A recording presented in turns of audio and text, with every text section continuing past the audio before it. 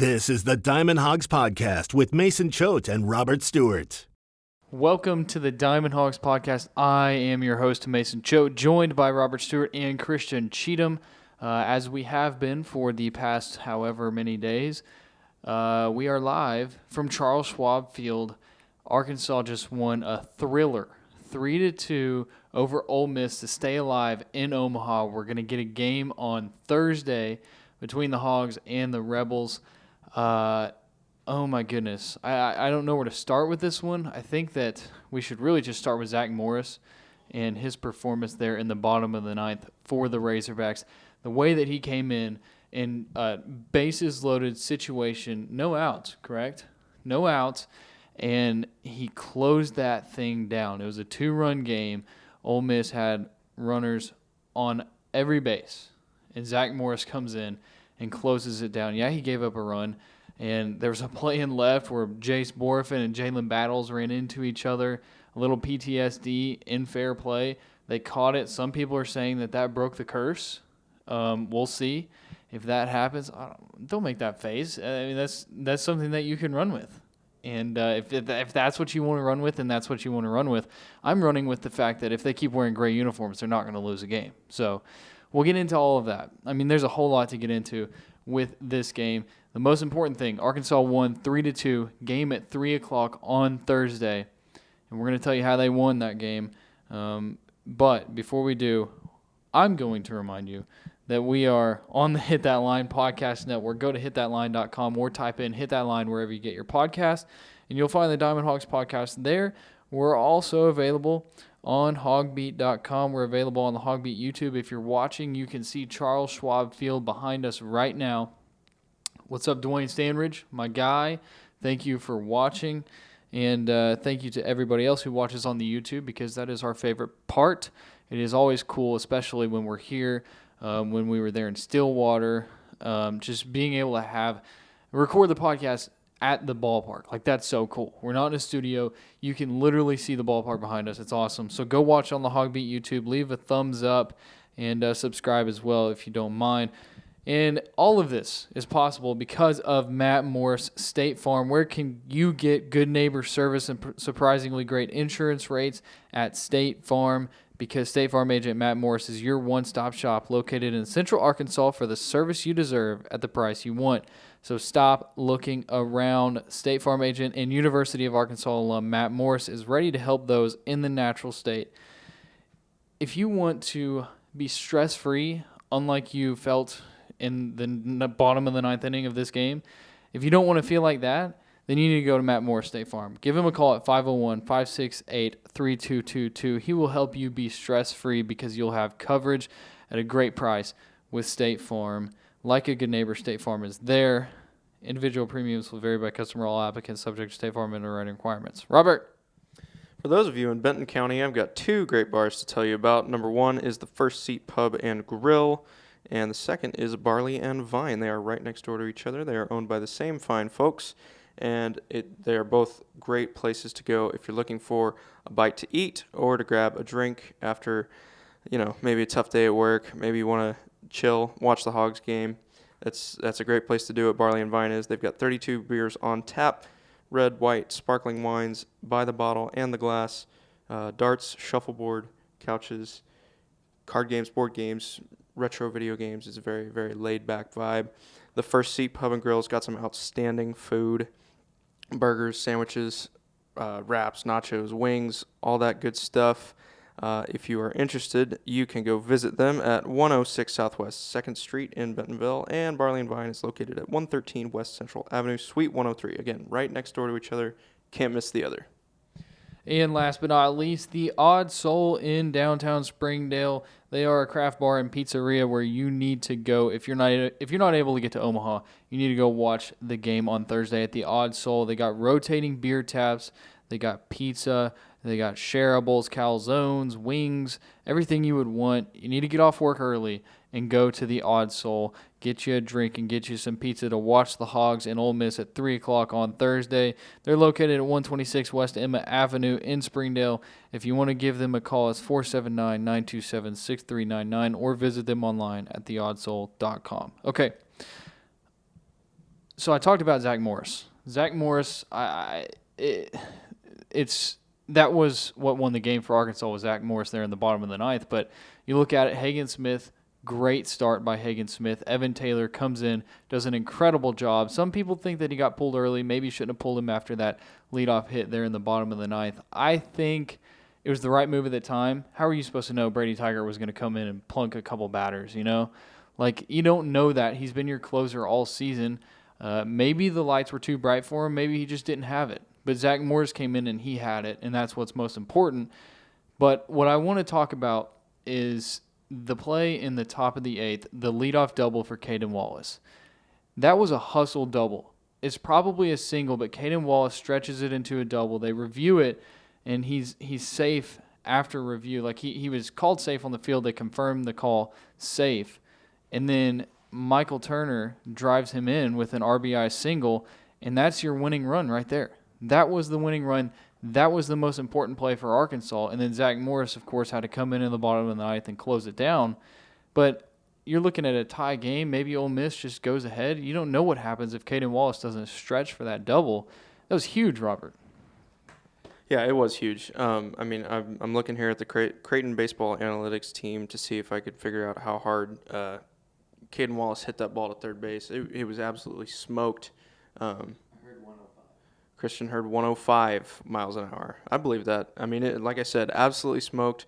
It really looked like the third baseman, Garrett Wood, was not sprinting for that ball that got behind him, and that's probably what allowed Caden Wallace to take second base on that play, because it went to review. It was mighty close, but call safe on the field. It stands, and like you said, Michael Turner coming up with a huge knock the other way for an RBI, and that proved to be the winning run. I mean, it's crazy that Hagen Smith and Evan Taylor can throw 8 innings of one-run ball, and it almost just didn't matter, you know? Yeah. I want to – so we're going to bring Christian in here. Christian, I'm going to get you prepared. I'm going to ask you how you felt, okay? I don't normally let the fan in me come out, and I didn't audibly or visibly, but I was sitting there and my heart was pounding. Like, maybe it's just because of the intensity of the game, or maybe it's because I grew up in Arkansas. Yes, I was a Razorback baseball fan, and I'm not ashamed to admit that I root for the team. You know, like I want them to win, but I also cover them and I have to be neutral. But my heart was pounding, and Christian, you're not used to this setting that we're in. We're sitting in a press box watching the game. Christian's usually out in the stands. He's a fan. We brought him on to the podcast, to help out and to bring a different perspective.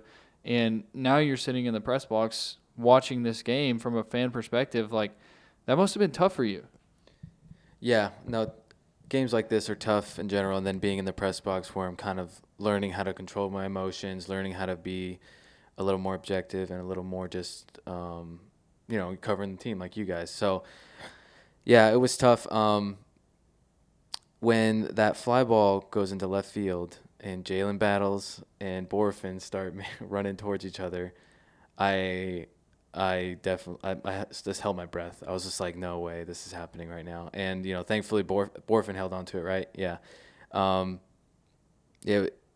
That was the moment where I was like, I almost couldn't help myself. I was just like shaking my head. I was like, oh no. I kind of started saying stuff out loud. There's not a lot of people around me, but yeah, that was a tense inning. And, thankfully Morris has ice in his veins and made some big pitches, and they got out of the inning. I was worried that we were going to be sitting here recording this episode talking about Ole Miss walks off Arkansas, season's over, we're going home tomorrow. But here we are, an incredible ending, and Arkansas gets a chance to beat Ole Miss and advance to a national championship series with Oklahoma. We haven't even mentioned Oklahoma beat A&M. They're going to be in the championship final series, whatever you want to call it, no matter what. Now it's between Arkansas and Ole Miss tomorrow. I don't know, man. This game was crazy. Brady Slavins hit the longest home run in the history of this ballpark. 400 in the history of the College World Series ever. No, the College World Series home run at this ballpark. College World Series home run. Oh, Creighton player hit one longer at this ballpark. Okay. In the history of the College World Series at this ballpark, Brady Slavins has the longest home run, 436 feet to dead center. And it was that was a big hit. Chris Lanzilli's home run, which they ended up reviewing, that was a big hit there in the second. I mean, you have 2 home runs, and then Caden Wallace's double that ended up being huge, and then Michael Turner drives him in. That was really all Arkansas did at the plate. But you got to give it to the Arkansas pitching to slow down this hot Ole Miss lineup. Ole Miss hadn't lost a postseason game. They had not lost a postseason game going into this. Their lineup was on fire. And Hagen Smith, who earlier in the year pitched really well against Ole Miss, did it again tonight. Evan Taylor comes in, gives you 3 innings of 2-hit ball, gave up 1 earned run, which that was the leadoff single there in the bottom of the 9th, which was given to him. 12 strikeouts across the 2 of them. Hagen Smith, man, the flu game. He said that he had a sore throat. Dave Van Horn said they tested him for strep throat. Did they test him right? I don't think they went that far, but maybe I'm wrong. I don't. He said something. What? Yeah, I think that I'm pretty sure he said that he was testing him for strep throat and that it came back negative. So he probably just had a cough or sore throat or something. I don't know if it was strep throat specifically, but yeah. Hagen Smith flu game is what we're calling it. And now Conor Nolan on Thursday is going to start that game against Dylan DeLucia, the 2 aces. Robert, you want to talk? Yeah, you've been kind of hogging the mic here, bud. It's just like there's so much that happened. I don't even know what to talk about with this game. I'm just going on. I try to tell you guys, take the mic from me if you want. If you have something to say, just take it. So I don't care. Yeah, before we get into Nolan, I mean, let's talk a little bit more about Smith and Taylor because, I mean, like you said, 12 strikeouts between them, really 1 run in 8 innings combined. I mean, the Ole Miss didn't get a runner in scoring position until the 9th when Brady Taggart hit 2 guys. In Arkansas, they had their first leadoff runner, or their first runner in scoring position was Braden Webb's leadoff double to start the game. And then from there until Caden Wallace's double in the top of the 8th, they did not have a runner in scoring position either. So Correct. It was totally a pitcher's duel. And, yeah, I mean, that was the first play of the game. We forgot to mention that Braden Webb has 3 leadoff extra base hits in this College World Series. That's ridiculous. And 4 leadoff hits total in 4 games. As hot as Ole Miss was coming into this game, like we said, they were 7-0 coming in the NCAA tournament, 2-0 here in Omaha. I mean, for Smith, who has not had a great start in a really long time, and we touched on that in the press conference, that was huge. Even if it was only 5 innings, not quite quality start material. But man, that is exactly what the Razorbacks needed. And then for Evan Taylor to go out and get 9 out of 10 guys in innings 6 through 8, throw only 30 pitches. I mean, you're saving your pen in case Conor Nolan doesn't have it on. I mean, 5 days rest is standard for major leaguers, but we haven't seen Nolan throw on 5 days rest this season, right? I don't think so. Well, I guess he did come in that one game in Stillwater, but that doesn't count. That's not a start. Okay. I don't know, man. Braden Webb's hit huge to lead off the game because then it just kind of sets the tone. Arkansas didn't score until Lanzilli's homer in the second. That was actually the first time this College World Series that Arkansas had not scored a run in the first inning today against Ole Miss. That was the first time that happened. Also, first game that was decided by less than 4 runs, which is crazy to this point that's what happened. But I don't know, man. Lanzilli, he continues to be huge. Dave Van Horn talked about him in the post-game press conference, basically said that he's hitting the ball well, he's swinging. I want to find the exact quote that I had. He's really confident. I think he's just enjoying it. He knows this is it, going up there and letting it fly a little bit. I like it. Dave Van Horn about Chris Lanzilli's performance so far in this College World Series. I think that he's probably been I'd say he's probably been the biggest guy in the Arkansas lineup throughout the College World Series. I mean, Peyton Stovall had the big game against Auburn. Let's see, who else was I going to mention? Webb's been big, leadoff, but I think as far as consistency, big hits, Turner, yeah. But Lanzilli with his 3 home runs, he's been huge. Yeah, he also has the second most RBI on the team in the College World Series. He's got 7 behind only Peyton Stovall with 10. Another thing, how about the bunt Chris Lanzilli laid down there in the 8th? I mean, I know that the Hogs ended up leaving the bases loaded. Another great bunt by Robert Moore after that to sacrifice him over to second and third. You probably would have liked to pour it on there, but certainly not Chris Lanzilli's fault there. One of the things we've been hitting on the last couple of days is Wallace, Turner, Lanzilli, 3, 4, 5. 5 knocks between those 3 guys tonight, and two of the 3 RBIs. So, it wasn't, in grand fashion or anything, but by any means. But the guys you need to produce, they're producing. I thought about tweeting this out after the game, but as we were walking to the post-game press conference, we walked by the Ole Miss players, and I don't know if you guys noticed this, but it was heads down, like, get to the buses quickly. We are just disappointed. They look defeated, and I feel like Peyton Chatinier, he was talking in the post-game press conference. He kind of got some questions about, you guys have bounced back from stuff like this all year, and he was, he gave your baseball answer where he's like, yeah, we're going to come out hot tomorrow, blah, blah, blah. I don't know, man. I think one of 2 things are going to happen. This was a gut punch for Ole Miss, and they're going to come out tomorrow and lose. And this was like the final straw. Arkansas got the best of them.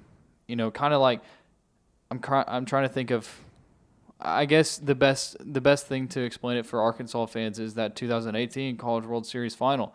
The way that you lost that game 2, and then you come out game 3 and you just can't. It doesn't get done. And I feel like maybe that's what's going to happen for Ole Miss tomorrow, or maybe they're going to come out angry and play with some fire. But Christian, you were walking with me. I don't know if you noticed, but it just looked like they were defeated. Yeah, I thought it was interesting that they were, because usually when we get down to the press room, like for the press conference, they're not like in the hallway like walking out, but they were like, I wouldn't say running out, but they were like getting out of there as fast as they could. I could tell. And then when we got in there, like you said, they had those kind of default answers for a lot of the questions. But I mean, I don't know. To me, they seemed confident. At least the 2 guys that were in there.